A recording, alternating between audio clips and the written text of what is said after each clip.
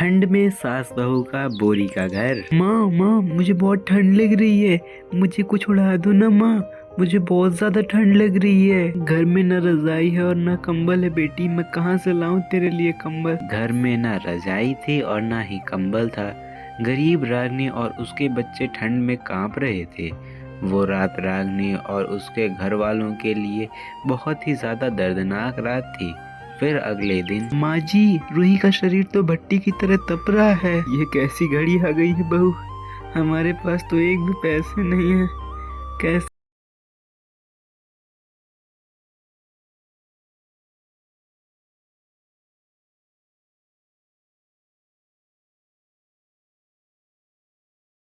बच्चों के साथ रहती थी।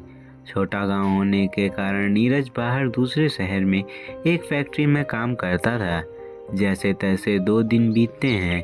घर की हालत बहुत खराब थी।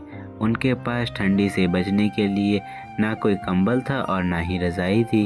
अब तो राशन भी खत्म होने लगा था। माँ जी, नीरज जी अभी तक नहीं आए, आज पूरे 1 महीने हो गए हैं, उन्होंने पैसे भी नहीं भेजे।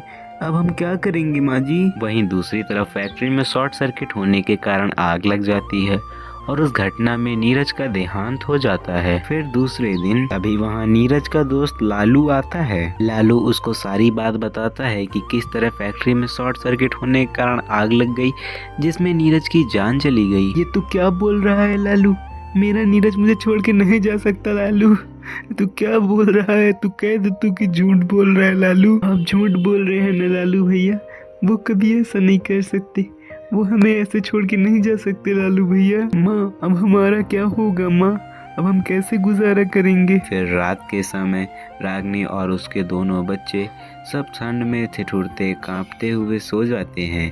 घर में अनाज का एक दाना भी नहीं था और इनके पास तो पैसे भी नहीं थे। फिर अगले दिन, माँ जी अब घर चलाने के लिए मुझे ही काम करना पड़ेगा, मैं सोच रही हूँ कुछ ना कुछ काम देख लेती हूँ। लेकिन बहू तू क्या काम करेगी, कोई ना कोई काम तो मिल ही जाएगा माँ जी, मजबूरी आखिरकार सब कुछ सिखा देती है और फिर बच्चों का ख्याल भी रखना है। मैं जाती हूँ गांव में काम ढूंढती हूँ। फिर रागनी एक अनाज के गोदाम में जाती है। मालिक मालिक मैं आपके सामने हाथ जोड़ती हूँ मालिक, मुझे यहाँ काम दे दीजिए मालिक, मेरे पति की मौत हो गई है मालिक, मेरे 2 बच्चे हैं और मेरी सास सब भूखे और इस ठंड में तड़प रहे हैं। ये ठंड भी पड़ रही है मालिक, मुझ पर दया करिए मालिक, इस ठंड और भूख के कारण मेरा पूरा परिवार बिलख रहा है मालिक। रागनी की बात सुनकर कालू सेठ भी भावुक हो जाता है। ठीक है, आप रोइए मत, मेरे कारखाने में झाड़ू पोछे का काम खाली है, आप वही काम कर लीजिएगा, मैं आपको रोज के 300 रुपए दे दिया करूँगा। आपका बहुत बहुत धन्यवाद कालू सेठ, आपको पता नहीं है आपने हमारी कितनी बड़ी मदद कर दी है कालू सेठ। ऐसा बोलकर रागनी दिन भर वहाँ काम करती है। फिर शाम को, रागनी ये लोग पैसे। सेठ जी ये अनाज की बोरियां खाली बची हैं। हाँ उन्हें फेंक दो, किसी काम की नहीं है। सेठ जी मैं इन बोरियों को घर लेते जाऊं? हाँ ठीक है, वैसे भी वो मेरे किसी काम की नहीं है, लेते जाओ। रागनी वहाँ से कई सारी अनाज की बोरियां घर ले आती है। माँ जी मुझे एक गोदाम में झाड़ू पोंछे का काम मिल गया है। चलो बहू, कुछ तो अच्छा हुआ हमारी जिंदगी में। माँ मुझे बहुत भूख लगी है माँ, मैंने सवेरे से कुछ नहीं खाया है। हाँ मेरे लाल मैं तेरे लिए खाना लाई हूँ। माँ मुझे ठंड लग रही है। हाँ बेटा मैं बोरिया भी लाई हूँ, इसे हम रात को ओढ़कर सो सकते हैं, ये काफी मोटी है, इससे हमें ठंड नहीं लगेगी। उस दिन तो बच्चे और रागनी सब बोरियां ओढ़कर सो जाते हैं।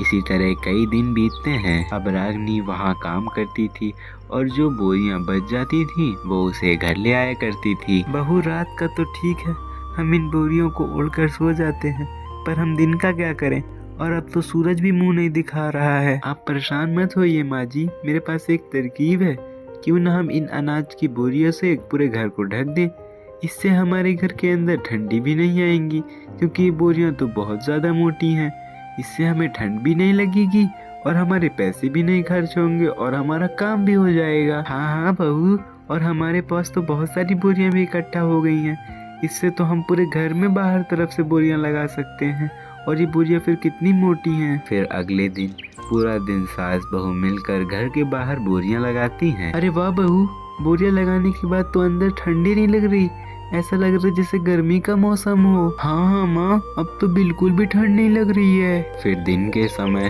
अरे ये रागनी बहन की घर के बाहर इतनी सारी बोरियां क्यों लगी हैं? पता नहीं नीलम बहन, चलो अंदर चलकर ही देख लेते हैं। फिर जब पड़ोसन अंदर आती हैं तो उन्हें बिल्कुल भी ठंड नहीं लगती है। अरे वाह रागनी बहन, ये तो बहुत बढ़िया जुगाड़ है, यहाँ तो बिल्कुल भी ठंड नहीं लग रही है। हाँ हाँ बहन, ऐसा लगता है जैसे गर्मी का मौसम हो। हाँ हाँ दीदी, ये सब तो इन मोटी बोरियों का कमाल है। अब रागनी की जिंदगी ठीक होने लगी थी, अब उसको ठंडी की चिंता भी नहीं थी और अब तो कालू सेठ ने उसकी तनख्वाह भी बढ़ा दी थी।